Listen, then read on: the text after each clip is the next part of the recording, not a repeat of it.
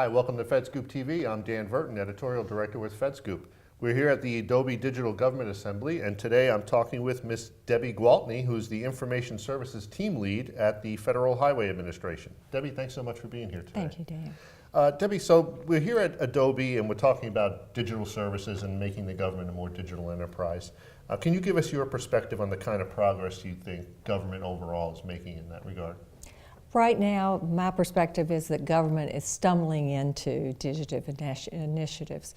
I'll give you an example of, we have people who come to us and want a Facebook page. There's no business need that's driving it. They feel like that people are using Facebook now rather than email. We need a Facebook page. So we have to have a discussion about what that entails and does it really meet their needs. Mm-hmm. So you mentioned Facebook. Obviously there's a lot of the tools that government would need come from the private sector. So what can the government learn from the private sector, or how can the private sector be more helpful in the government in order to help them get to where they need to be? We have a lot we can learn from the private sector. One study in particular that I think is a must-read for all of us in government or otherwise that are moving down this road is the Digital Advantage. And it's conducted by the MIT Sloan Management. And it really does lay out what needs to be done. They interviewed 400 businesses over 2 years, and it really has it's rich with a lot of ideas and guidance on how to have a successful program.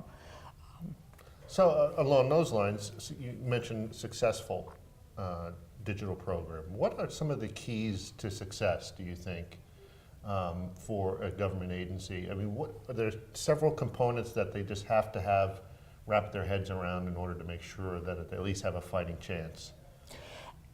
I see a lot of parallels with the implementation of knowledge sharing. It really has to be people-driven, process-driven, not technology-driven. And also, from our experience at Federal Highway, it cannot be one-off projects. It really needs a program where everybody in the agency is working together to share what they're learning and to make it agency-wide, not one person doing an initiative, someone else doing it, and they may not even know that each other are doing it. So don't let technology drive the requirements. You drive the requirements and find technology that allows you to do that. Excellent. Yes. Well, Debbie Gwaltney, Information Services Team Lead at the Federal Highway Administration. Thank you so much for being here today. Thank you. Appreciate it. Nice to meet you. Nice to meet you too. I'm Dan Verton. You've been watching FedScoop TV. Thanks very much.